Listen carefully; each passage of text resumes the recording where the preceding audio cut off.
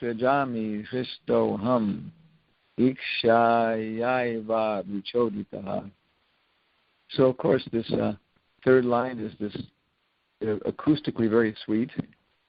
Srijam Srijami Hristoham. Yeah. And besides that, it probably has a lot of very deep meaning. You know, people who know the Srimad Bhagavatam and know Sanskrit poetry and even know world literature, they comment that Srimad Bhagavatam, that the Puranas are compared to stars in the sky, the clear sky, and they look very beautiful until the moon of Srimad Bhagavatam comes up. And there's just no comparison. Srimad Bhagavatam is in a class by itself for the beauty of the poetry, and also the depth of the philosophy and the sophistication of the Sanskrit grammar. So if we can't always follow the grammar, it's not amazing. The Mahabharata is supposed to have Ramayana is supposed to have the simplest, like conversational level Sanskrit. Then the Mahabharata becomes a little bit more sophisticated, and the Srimad Bhagavatam surpasses so many things. So if we go ahead to also on that slide number 2, it says tasya, so his. It's a pronoun reference. Let's go to slide 4, and then we have the actual verse translated. And Prabhupada translates it as, inspired by him only, I discover what is already created by him, Nārāyaṇa. Because the last 2 verses have been, of course, Nārāyaṇa paraveda, Nārāyaṇa paramakaha, like that. Yeah. Inspired by him only, I discover what is already created by him, Nārāyaṇa, under his vision as the all-pervading Supersoul. And I also am created by him only. So we go then. And then what I did here is I then just tried to break it up, because why? Sometimes I think the translations are they're dense. They're very concentrated. And Prabhupada is maybe even kind of following a Sanskrit or a Hindi grammar, which is a little different than our English grammar. And if he did the translations, then the devotees who were editing it may not have put it into like a more like English type grammar, which I think he wanted. He asked that it be edited into common, I think he said university level English. So the purports, his grammar was edited, I think, at his request. Yeah. So anyway, looking at the translation here in text number 5, we have inspired by him only, which is abhichoditaha. And of course, the idea is in Sanskrit, you start at the back and go forward many times. Inspired by him only, abhichoditaha, I discover, Shrajami, what is already created by him, Shrajam, under his vision, Tashyapi drastu. Tashyapi drastu. As the all-pervading Supersoul, Akila Atma. And I also am created by him only. Shrista aham ikshaya eva. And if you push the button, something will pop up here. There it is. Okay. Ishashya kutasta. That doesn't actually occur in the translation. Of the controller over everyone's intelligence. Yeah. Maybe it's by him only inspired, Ishashya kutastasya. Of the controller over everyone's intelligence. Okay. Maybe inspired by him only is the part of that only. Okay, but anyway, so we see the Prabhupada's, how Prabhupada's translating the very, very concentrated Sanskrit phrases of Lord Brahma. As we look at the prayers by different demigods and Prahlad and ladies and Brahma, in our experience, the prayers by Brahma are always, kind of like very intellectual, like that compared to others. So, of course, now Brahma is talking to Narada. Let's go ahead then, slide 6, and see what we have here. Okay. Yeah, and if you look at the last 2 verses, of course, also they're very poetical also. We can all chant together. Nārāyaṇa paraveda deva Nārāyaṇan gajaha Nārāyaṇa paraloka Nārāyaṇa paramakaha Nārāyaṇa paro yogo Nārāyaṇa param tapa Nārāyaṇa param jnanam Nārayanam paragatahi. Now, you should look at way back in the first canto, the 2nd chapter, where the whole thing starts, the whole basically Srimad Bhagavatam, and Sutta Goswami is presenting it. Of course, he's the last person to hear it before us, you know. And in text number 1 to 28 to 29, 1 to 28 to 29, after making kind of a similar explanation to the sages of Naimisharanya, he says, Vasudeva paraveda, Vasudeva paramakaha, Vasudeva parayoga, Vasudeva parakriyaha, Vasudeva param janam, Vasudeva param tapaha, Vasudeva paro dharmo, Vasudeva paragatahi. So similar. Yeah. And the purports there, as we notice, Prabhupada takes each word, you know, Veda, Loka, Maka, Yoga, Gati, and discusses it in detail. And I was kind of feeling that in these verses it wasn't discussed in detail, but maybe that's why, because it's already been discussed, and it's expected we will have learned that. So, if we go on then, with this perspective to slide number 7, then also I just wanted to make a couple comments about the previous classes here. First off, we wanted to say that Narahari Das's classes was very helpful to us, inspiring for us, because he was citing, you know, so many essential verses, and a chance for us to meditate on those and try to refresh them and try and learn them and try to become as scholarly as he is. Yeah. The other point was that there was this topic of how the eternal life of bliss and knowledge is progressively realized in the upper planets. You know? And it was shocking to me too, because usually we talk about the upper planets being, you know, full of sense gratification and that kind of stuff. But then I was thinking about it, and that's Gandharva Loka, and above that, Indra Loka. So Indra Loka and Gandharva Loka more so, there's all kinds of sense gratification. You know, one place apparently it says, imagine a young man with dozens of beautiful, affectionate wives, with lands to the horizon, with cows, thousands of cows, with prestige and influence, knowledge, full of Vedic knowledge. Imagine how much that man is enjoying in this world. Then it says multiply that by 1,000 times. I think it's 1,000, not 100. And you have the standard of enjoyment on the next highest planetary system. You know? And I think it's Gandharva Loka, which is where the fairies live. Probably translates as fairies. Which is very interesting, because in the histories of King Arthur, the fairies are headed by Morgan Le Fay, and they live on a floating island above the earth, like that, Avalon, you know. So there's a lot of these, you know, Vedic traditions come down through different sources. So it's sense gratification, but everybody is, following pious ritual activities. They are sakam devotees. They're doing it because they want something, you know, but still they're doing it, and that's a kind of surrender.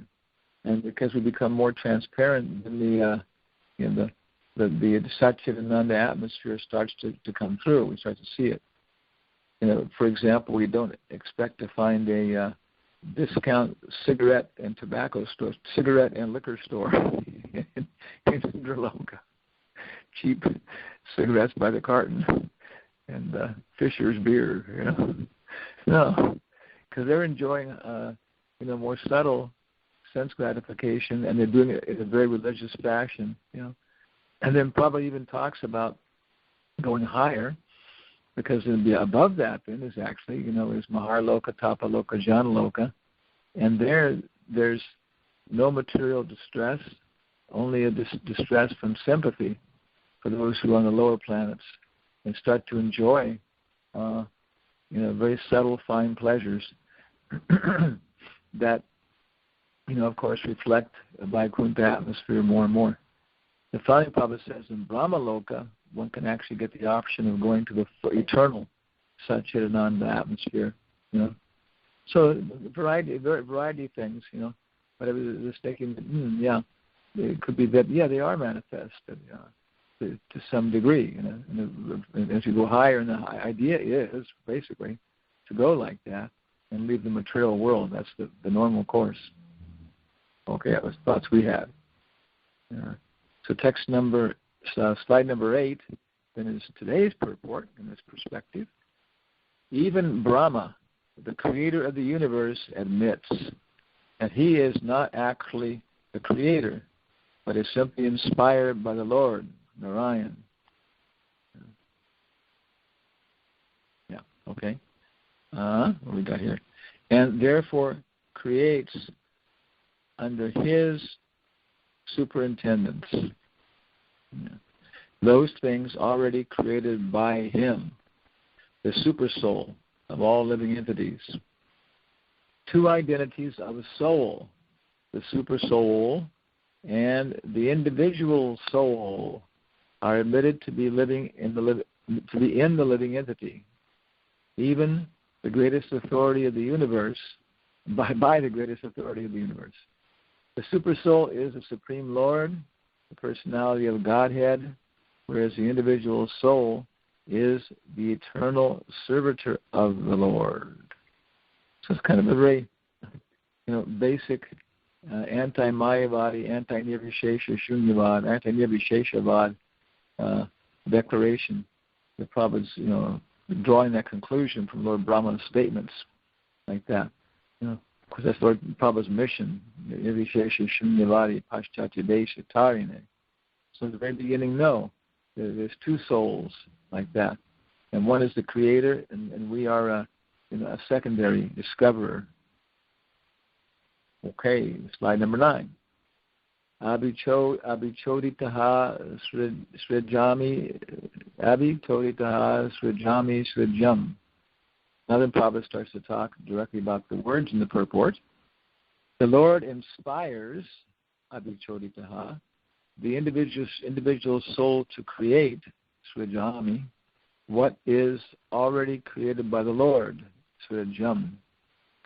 And by the goodwill of the Lord, a discoverer of something in the world is accredited as the discoverer. It is said that Columbus discovered the Western Hemisphere, but actually the tract of land was not created by Columbus.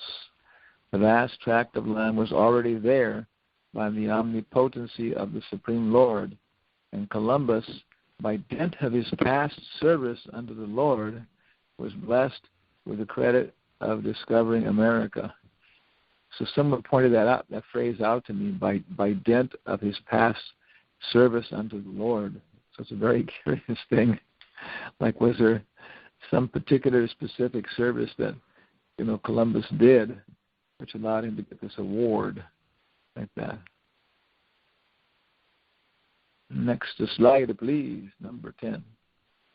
Then Prabhupada expands this just from the content of the purport here with Lord Brahma and with the example of Columbus, and now he's talking about how this applies to everybody. Similarly, no one can create anything without the sanction of the Lord, since everyone sees according to his ability. This ability is also awarded by the Lord. So you push your button there, something interesting will happen in the animations. The phrase, this ability is also awarded by the Lord, spins around, and a little box appears on the side that says, This ability is also awarded by the Lord. And that is, now we have the Ishasha Kutastasya showing up. Okay. It wasn't there in the translation, but now it's probably talking about it. Of the controller over everyone's intelligence. So here it looks like Prabhupada is translating intelligence as ability. Since everyone sees according to his intelligence, this intelligence is awarded by the Lord. Okay, you have some understanding of things. You have some ability. Yeah. And that makes more sense to me than ability. It's more to create something, but they're related. If you have the intelligence to do it, then you do it, like Marconi or what's the American guy, Thomas Edison, and many things, of course. So everyone's ability is awarded by the Lord, according to one's willingness to render service unto the Lord. One must therefore be voluntarily willing to render service unto the Lord, and thus the Lord will empower the doer in proportion to his surrender unto the lotus feet of the Lord. This reminds us because, being rascals that we are, we so many times are envious of other people's qualities, or jealous, maybe jealous more than envious.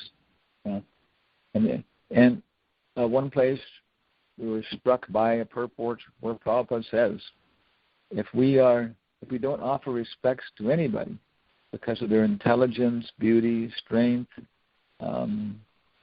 fame, possessions, creations, then even if they're a demon, then Krishna won't be happy with us because Krishna awarded those. So we see it in proportion. Ravana got certain things, so he was surrendered. He did do service to his superior in some way, maybe more than us. So we should be respectful to everybody. I should learn to do that and appreciate that. People have these things because Krishna awarded them. But within the perspective, what are they actually getting? Like Ravana got something, but it wasn't very complete. One must therefore be voluntarily willing to render service unto the Lord, and thus the Lord will empower the doer in proportion to his surrender unto the lotus feet of the Lord. Next slide, please. Number 11. Lord Brahma is a great devotee of the Lord, and therefore he has been empowered or inspired by the Lord to create such a universe as the one manifested before us. The Lord also inspired Arjuna to fight in the field of Kurukshetra as follows. So maybe someday we'll finish our Temple of Understanding in Mayapur, and so many guests will be coming, and devotees will be very, very proud of what they've created. Somebody will ask one of the guests, "So isn't this very, very wonderful? This Temple of Understanding, you've created this." And he said, "Yes, it's very wonderful. You've done a great job." And they asked him, "What do you do?" He said, "Well, I'm also a little bit of an engineer." "Well, who are you?" "Oh, I'm Lord Brahma." Okay. So, what is Sri Mayapur Temple or the Hawaii Temple, in comparison to Lord Brahma's creation of the entire universe, So it's not surprising that Narada Muni has a little bit of inclination to think that maybe Lord Brahma is God, considering the actual size of his creation. We're such fools, when we appreciate, how powerful and big Brahma is, Okay. And so Arjuna was also inspired to fight in the field of Kurukshetra. Tasma tvam utishta yasho labashva jitva shatrum bhukshva rajam samriddham mayai vaite nihatha porvam eva nimitta matram bhavasavya sachim. Chapter 11, which of course is the universal form. Next slide, please. Number 12. Okay. The battle of Kurukshetra or any other battle at any place or at any time is made by the will of the Lord. Amazing, huh? Maybe somebody else there is a history fellow, that kind of mundane history. But there's the battle of, when Hannibal, last battle before he came to Rome of Hannibal, when he surrounded, I think he had what it was, he had I don't know, 18,000 soldiers or something. The Romans had 40,000 or something. It was a really bad situation. But he used a strategy which has become a super, super classic in military strategy since then. And by the end of the day, he killed all 40,000 Roman soldiers, officers, sergeants, generals, everybody was dead, like that, And he said nobody, not even Alexander, has done such a thing. And of course, Alexander was very famous too for his battles, and on it goes like that. And it's the distance is kind of nice if you're playing chess, but if you're actually there, it's not nice. And how can this all happen? Alexander wasn't satisfied. Hannibal wasn't satisfied. Dwight David Eisenhower hated war. Because it's all happening by the will of the Lord. That the people that are there deserve it. We deserve it. My God. Okay. If we can just accept that. So, for no one can arrange such mass annihilation without the sanction of the Lord. The party of Duryodhana insulted Draupadi, a great devotee of Krishna. And she appealed to the Lord as well as to all the silent observers of this unwarranted insult. Arjuna was then advised by the Lord to take credit, to fight. So Arjuna was advised by the Lord to fight and take credit. Otherwise, the party of Duryodhana would be killed anyway by the will of the Lord. So Arjuna was advised just to become the agent and take the credit for killing great generals like Bhishma and Karna, who said nothing in Draupadi's defense. They should have like that. So Krishna didn't say anything. He was using Draupadi in the situation to bring everybody together, to really bring all the contamination out, to make the lesson obvious. So even Duryodhana understood the lesson, when it was all finished. It's interesting to me that Prabhupada has quoted Arjuna in the Bhagavad Gita twice. He says one place that our movement is very sound because it is based upon Bhagavad Gita. And of course, here he's basing it on the Mahabharata also. Next slide, please. Slide 13 with a tiger. In the Vedic writings, such as Karta Upanishad, the Lord is described as Sarva Bhuta Antaratma, or the personality of Godhead who resides in everybody's body. Sarva Bhuta Antaratma. Sarva, all. Bhuta means living entities, I think, no? And Antar means interior. And Atma means self, okay? Yeah. In the Katha Upanishad, Lord is described as Sarva Bhuta Atma. Yeah? And who directs everything for one who is a surrendered soul surrendered unto Him. Those who are not surrendered souls are put under the care of the material nature. Brahmayan sarvabhutani yanta rudrani mayaya. Bhagavad Gita 18:61. Yeah. So we can be under the control of the sarvabhuta antaratma, or the baharanga, the maya. Yeah. Maya. Yeah. Therefore, they are allowed to do things on their own account and suffer the consequences themselves. So you can do things and you can become a tiger.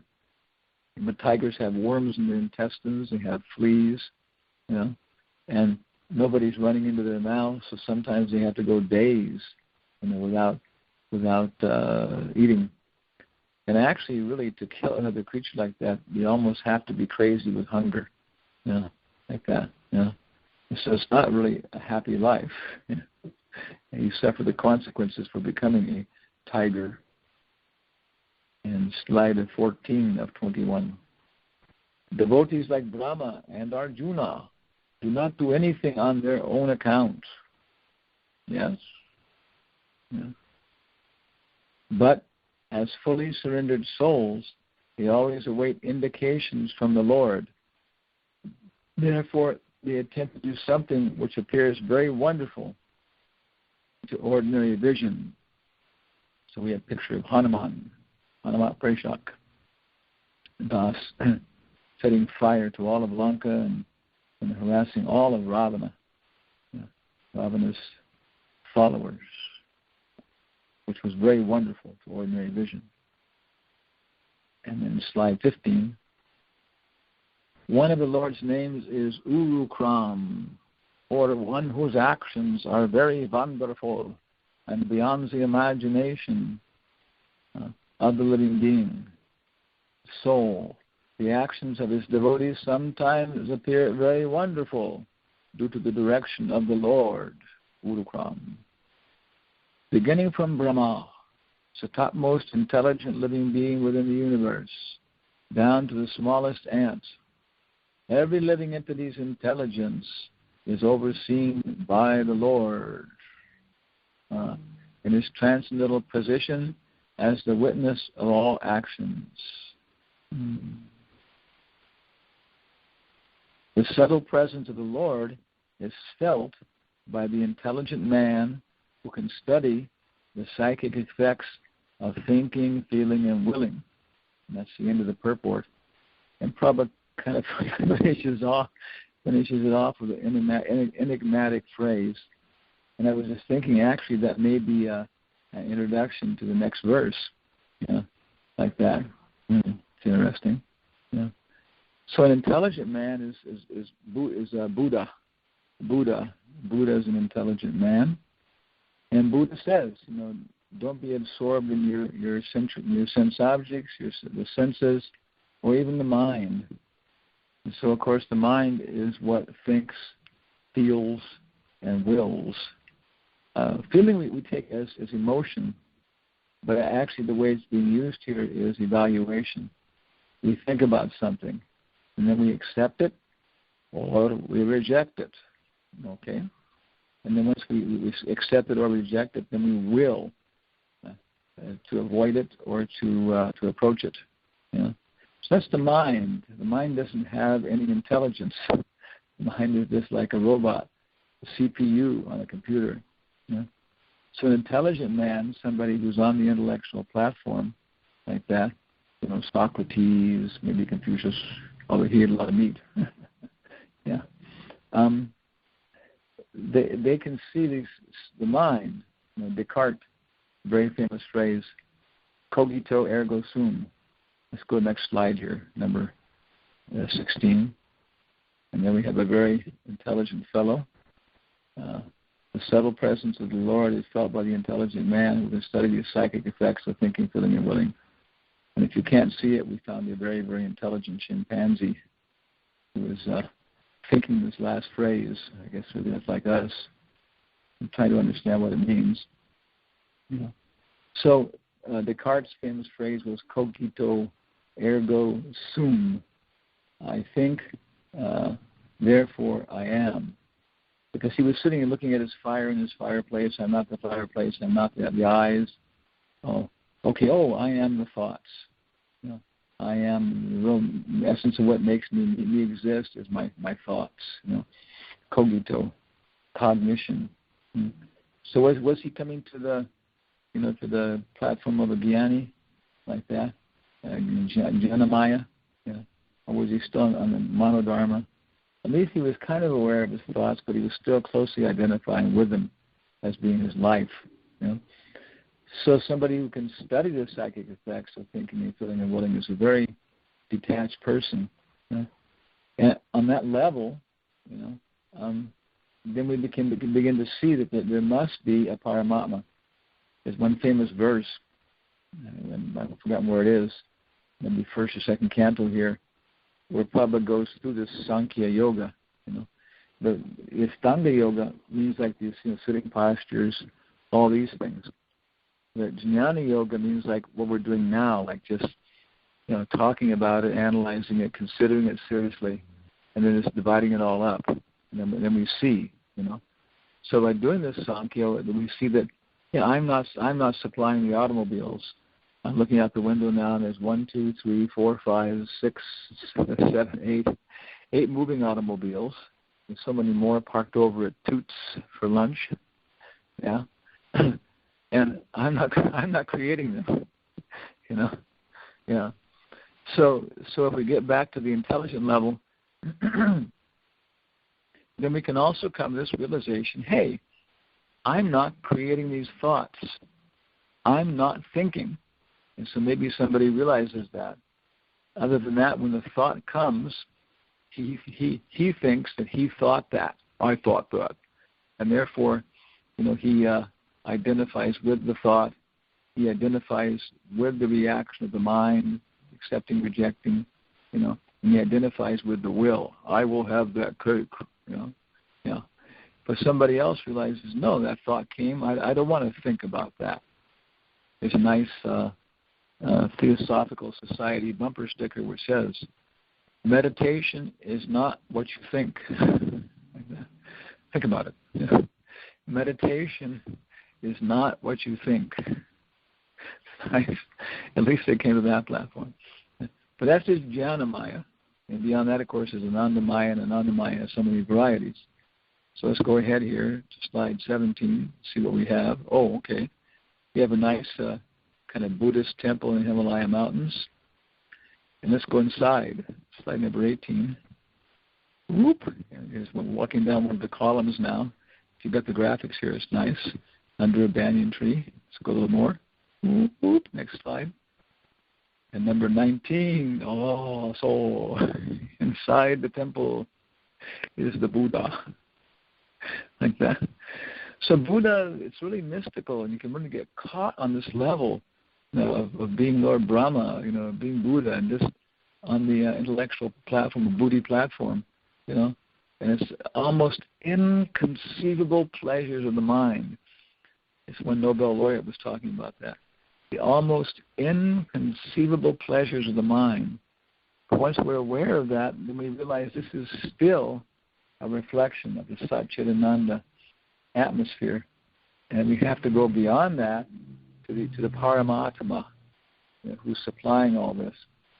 And after the Paramatma, Nārāyaṇa, we have to go to Mahavishnu, Lila avatars, Sankarshan, Dwarka, Mathura, Vrindavan, Rastans, and Radhakund. So if you want to render service in the banks of Radhakund, which is the most elevated, thing we can achieve by the mercy of Lord Chaitanya, then we have a long way to go. Next slide, number 20, which brings us right to this point. We were thinking about this. It says, devotees like Brahma and Arjuna, Prabhupada said the purport, remember, do not do anything on their own account, but as fully submerged souls, they await indications from the Lord. Therefore, they attempt to do something which appears very wonderful to ordinary vision. So we have a picture of a little girl here in Russia who wanted her book signed by the big, terrifying sannyasi, myself. So it was very, very cute, She approached me, and you can tell she was, kind of terrified that I would eat her or something, but she wanted her book signed by me. And then there's a picture of when Mataji, who's been a Russian book distributor for, 25, 30 years. And so she's doing this, all these wonderful things. People just can't imagine how devotees, do book distribution and everything else. So what my thought was, it's a little challenge here. Actually, everybody who's listening, are you purified enough to feel the indications of the Lord in your life? Sometimes it's not an indication. It's just a sledgehammer on the head. Hey, stupid, do this. Yes, sir. And experiences, I understand. Yeah, it's about time, And other times it's just a little sidelong glance or, something like this and that, and a little confirmation to make sure we're not concocting, something. And then we try to do it. We try to do it. We chant Jai Shri Ram and we jump to Lanka, without preparing our backpack, our field pack, or getting a dossier on Ravana or anything else. We just say Jai Ram and jump. Yeah. Okay. So in our lives, of course we're focusing on Upadeshamrita in our own background, and it's a summary of our whole philosophy. So the conclusion is pretty much the highest thing that Lord Chaitanya is offering is Radharani's feelings of love of Krishna in separation. Ramananda Roy was going to describe something higher, but at that point Lord Chaitanya covered his mouth. So maybe he was going to describe Lord Chaitanya, Krishna, as Lord Chaitanya is even higher than Radha. But we don't know. He covered his mouth. Or maybe something higher that Radharani feels. But as far as revealed knowledge in the conversations with Ramananda Roy and Rupa Goswami's Upadeshamrita, to find a place to participate in the service at Radhakund. Radhakund is like the ultimate Disneyland, like that. Disneyland of the spiritual world. It's the ultimate amusement park, with all these different rides like Top Gun, the Big Bad Wolf. I have all these unbelievable. Not how much it is. You pay like $50 to be tortured, for 5 minutes on these things. I haven't taken it. I took a little one, I almost died.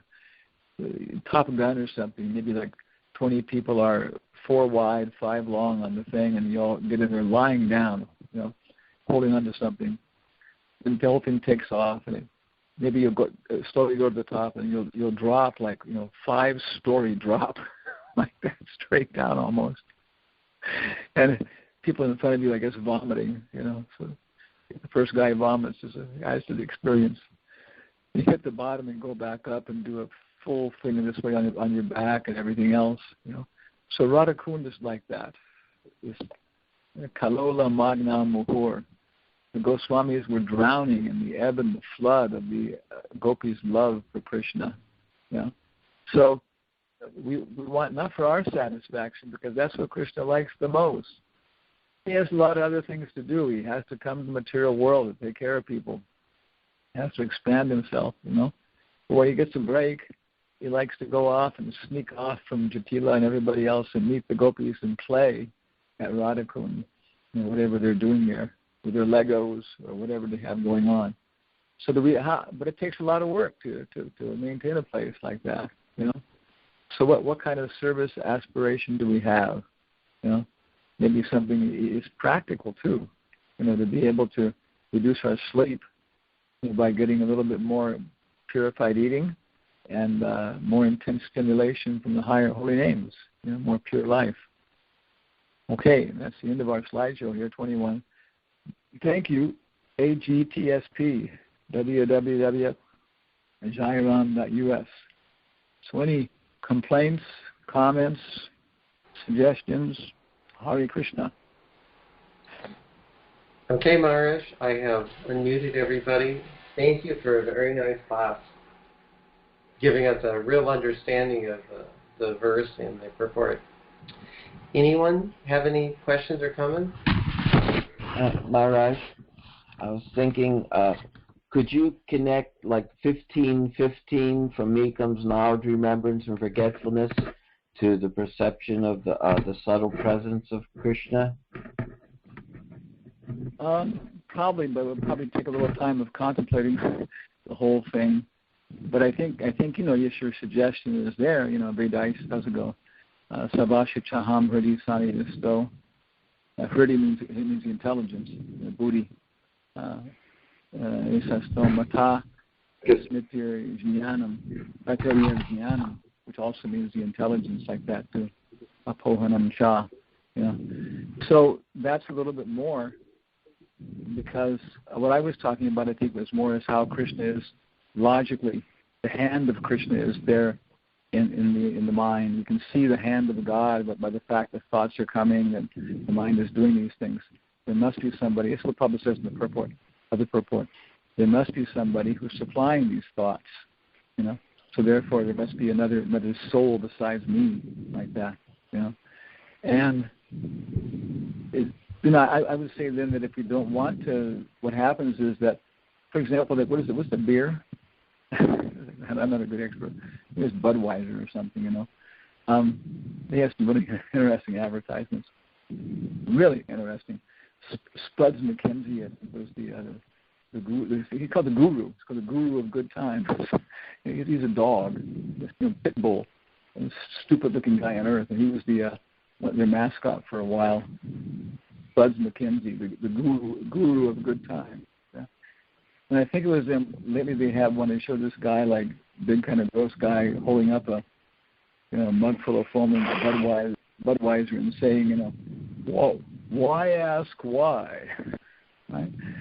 So when your intelligence starts to see these symptoms in your mind, and you don't want to face the fact or anything else, why these things are happening. Okay, just have another Budweiser, fella, and you won't have to think about it anymore.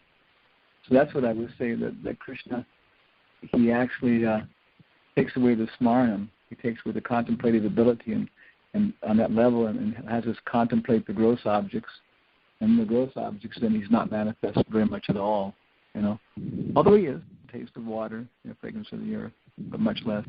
That's my what I would understand.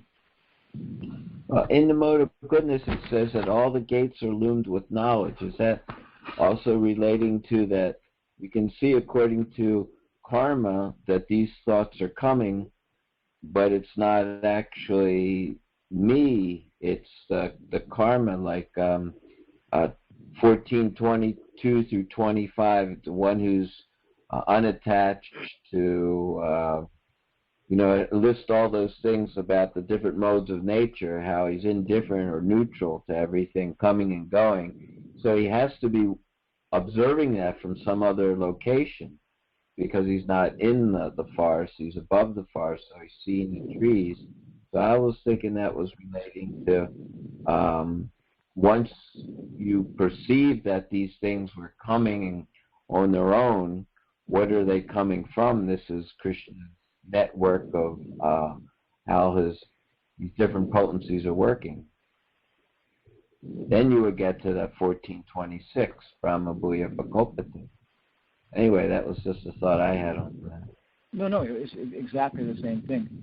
Even somebody pointed out the English word understand, right? You can't understand. As long as you're thinking about it, you can't understand it. So you have to stand under it. You say it has to be a different platform. Yeah. And so, exactly, I agree with you exactly. That's what's happening. And the mirror is becoming more and more clear as we go up like that to Gandharva-loka, Indraloka, Mahartapa, Jnana-loka, Brahma-loka. And finally in Vishuddha-sattva, the mirror is completely clean. And at that point we can see the spiritual world perfectly. In the mode of pure goodness, we can see the spiritual world perfectly, but we still have to turn around. Because in another place, the Bhagavad Gita, it mentions that as long as one's embodied, the desires will still keep coming into the mind from the senses. So that circuitry is still working, but he knows himself to be transcendental, so he doesn't identify with it or get involved with it. So it's still like kind of running in the background. And I was thinking that, like when the acharyas, they lead these wonderful prayers about feeling themselves so lowly, that's because that program is still running. They just don't listen to it. One of the best ways to deal with the mind is to ignore it. So it's still running. It's just not, you don't have to follow it, because you have another thing to do. devotional service. I always remember when we were in up in Grass Valley or wherever it was, you were talking about how the tendency is to, like you said, you see some lusty billboard there advertising something, and so your mind says, oh, it looks like Maya. Let me check it out. Yep, it's Maya. Well, let me make sure. It's really sure it's Maya. Yep, it's Maya. Okay. What kind of Maya? Well, that kind of Maya. Okay, I better reject this. So I was noticing that going on in myself. There's a Buddhist phrase. It says, a good horse runs even at the shadow of a whip. So I started remembering that phrase many, many times in my life. Thank you. Just the slightest indication of Maya, and whoop, we don't have to check it out and make sure 99% is Maya. We don't have to, if it looks like excrement, we don't have to smell it. If it smells like excrement, we don't have to taste it. Yeah. So that kind of attitude then saves us from taking on board these memories in detail, which will come back to plague us later on, like that. The first look is free. The second one, your indication is some more interest. So now you're generating an effect. So you can also pray from the first one too.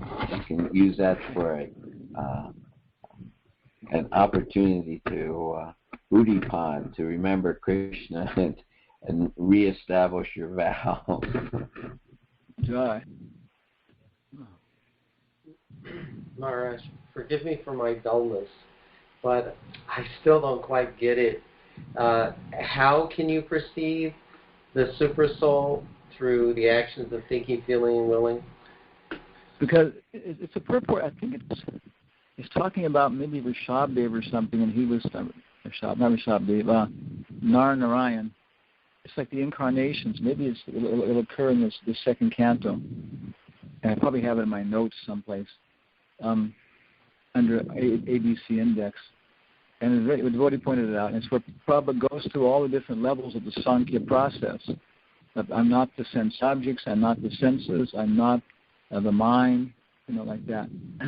And so if ordinary person, he thinks, I'm not, he calms down, he realizes I'm not the cause of the automobiles appearing in the street. They appear from the right, they appear from the left. Okay, I'm not that. But then, an intoxicated person, without being able to look at his mind, he thinks that he's the source of his thoughts. Well, I was thinking. Oh, yeah, I thought about. He identifies with them, and he's very proud of his good thoughts and stuff like that, and so on. And so, if somebody is on the platform of Buddhi, who's an intelligent person, who's examining the psychic effects, and he comes to the conclusion: I'm not the source of the thoughts. So therefore, the individual soul thinks that he's the thinker. But there must be a supreme thinker, and at that point, we're defining the super soul as the supreme thinker, or who's over everybody's intelligence, who's over everybody's remembrances. And how much more do we know about him? Well, okay, maybe we don't know that he's eternal or that yet. But at least we can begin to realize that there has to be a super soul, another soul who's greater than I am, who actually is supplying the thoughts. Is that okay? It's always okay. Okay. Were you thinking of that verse 2:235? The personality Godhead Sri Krishna is in every living being along with the individual soul. This fact is perceived and hypothesized in our acts of seeing and taking help from the intelligence. That purport? Well, popping right up here on my offline database. That's what I thought it was going to be. Yeah. I thought it's that purport. It's very that's the one. That's the one. Yeah, 2:235. It's such a complete description and meditation of every step in the process. At this point, the second paragraph in that purport says, at this point in our investigation, we may consider the following question. On the one hand, we realize that all our perceptions and activities are conditioned by arrangements of material nature. Yet we also ordinarily feel and say, I am perceiving, I am doing. Therefore, we must say that our material sense of perception and actions are moving because we are identifying the self with the material body, and that the superior principle of Supersoul is guiding and supplying us according to our desires. By taking advantage of the Supersoul in the form of intelligence, we can either continue like that, so on. Yeah. Somewhere down here. Yeah. Okay. Yeah. Yeah. And finally, Papa says here, the last purport, this is what we're talking about. Yeah. But the Supersoul and the individual soul cannot be on an equal level because the Supersoul gives direction and supplies intelligence, and the individual soul follows the direction. So that's what we begin to perceive. There has to be somebody who, we see this. I give a lecture, good thoughts come during the lecture, or I plan something out. Well, then I did it, I thought it. No, you see it's coming, it just came. In the last paragraph, Papa says, so far as common sense is concerned, we come to the conclusion that there are three identities, namely matter, spirit, and super spirit. Yeah? Now, if we go to Bhagavad Gita, or the Vedic intelligence, we can further understand that all three identities, namely matter, individual spirit, and super spirit, are dependent upon the Supreme Personality of Godhead. So at this point, Prabhupada says by introspection, by meditation, by intelligence, one can come to the realization of the Supersoul. But only by descending knowledge can actually one realize Bhagavan.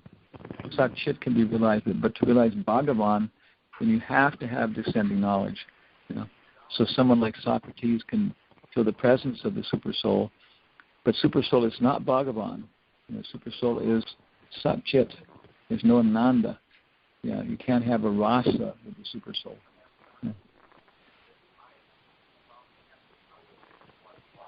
What about the Manasa Rasena, having a rasa? What's the rasa in the Manasa Rasa? In the second verse of the Gurvastaka. Yeah, second verse. Mahaprabhu Kirtani. It's interesting. It's Mahaprabhu, not Mahaprabhu.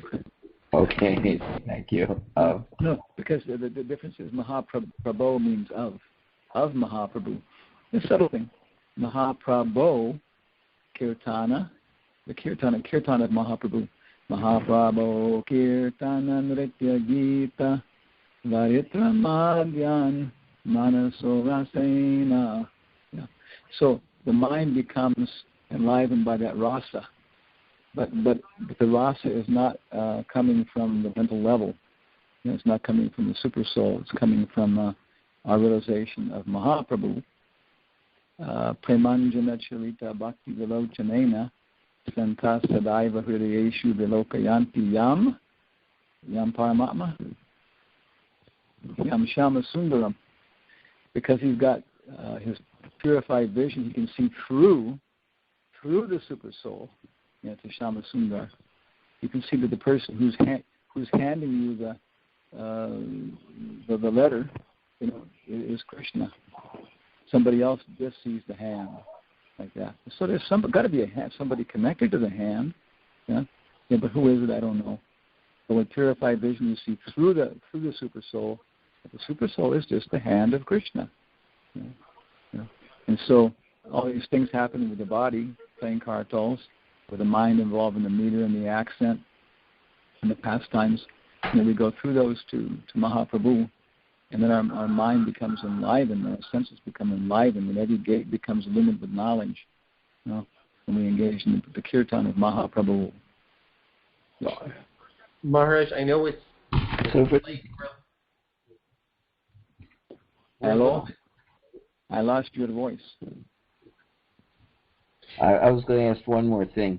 In the 294 verse where Krishna is talking to Lord Brahma, saying that he's very pleased with his non-deceptive execution of penance in Bhakti Yoga, that he gave him a benediction. So I was thinking about what aligns, what happens in penance is that you're recognizing the superiority of somebody who's doing everything. We're not the doer, but by becoming subordinate and waiting for their to be pleased with you, for you to understand, they'll give you the understanding, but only under the conditions that you said non-deceptive penance, because karmakanda section is kind of deceptive penance. More as I'm doing it, but I'm really doing it for myself. I'm not really doing it to please you. So on that clearing stage of the I love you, but what have you done for me lately? So anyway, I was just relating that as a part of the process of the realization to come out of the mind's condition is the penance and that's executed in the mood of penance of and establishing or acting in sambandha gyan, in devotional service, that maybe 1, 2, 6 ahoitaki apatiyata. Yeah, it's not that Krishna's a cruel guy. He wants to see us, torture ourselves. Like you're saying, it's just this is the only condition under which we can, Krishna can be pleased. He'll be pleased with the least possible thing. Aho bhakiyam stanakala kutam. He was pleased with Putana. She offered her breast, like that, covered with arsenic or whatever it was. But, yeah. So, I agree, it's a wonderful point. But the penance just means that we just put ourselves in the right position to take the sunshine, like that. And without that, this won't happen. It's not person being cruel. It's just the way things are.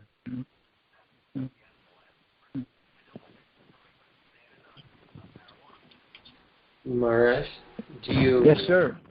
Do you want to take one more question or no? Well, one question. We were discussing the volume before. Is the volume okay now? No, the volume dropped. Is it okay right now? It's okay. I was thinking maybe I should mute everybody. Because, the volume did drop. It's not so bad. Yeah, right now I'm talking as close into the microphone as I can on my little Nokia 520 cell phone here. Do you want to take one last question? I guess so. It doesn't embarrass me, I guess, We'll go ahead. Okay. Harsh Prabhu is asking, he can't talk right now, but he's asking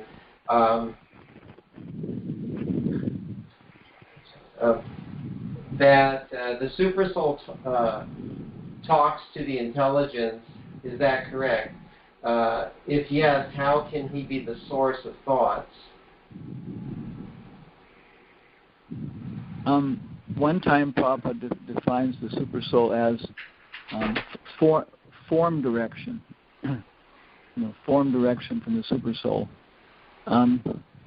He's also, he's also the Supersoul of all the material elements.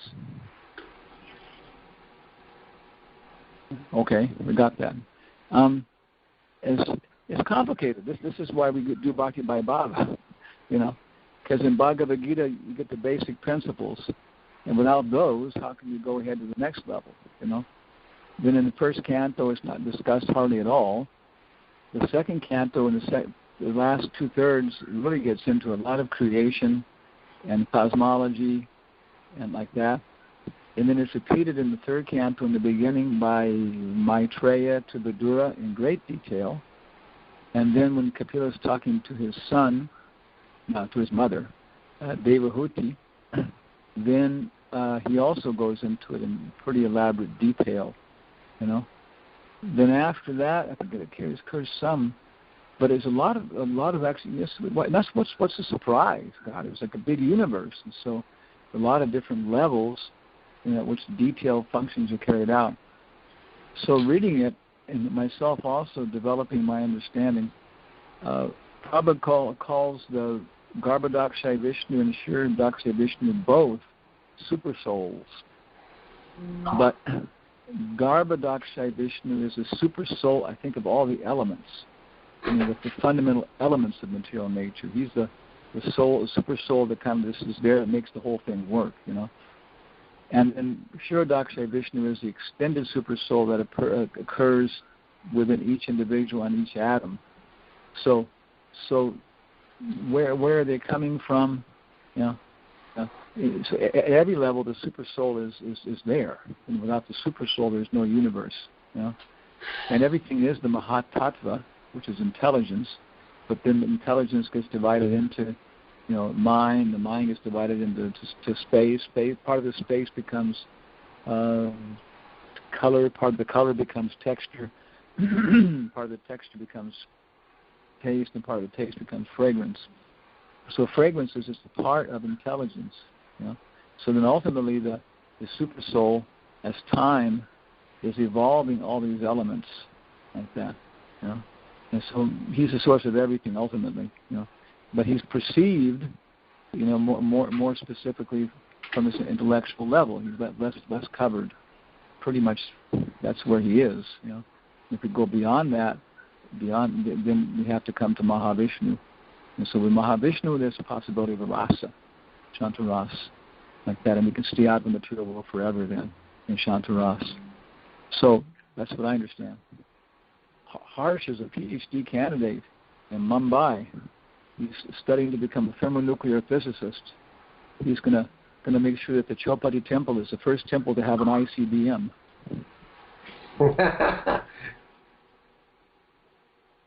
That would get a lot of tourists. It'll give a lot of potency to our book distribution. Okay, I muted everybody. I'll unmute everybody now. Okay. And thank you. What is ICBM? Intercontinental Ballistic Missile. Oh. ISKCON is going to be the first church to go nuclear. Then they'll have to listen to us. Take this book, or I'll nuke you, fellow. Okay, Maharaj, thank you so much. Thank you so much. I hope you can perceive the super soul within my lecture, in spite of all our stupidity. Very nice, Maharaj. Thank you. Thank you so much. Hare Krishna. Thank you, everyone. Haribol. Hi, I'm going to show Haribol. Hi, thank you.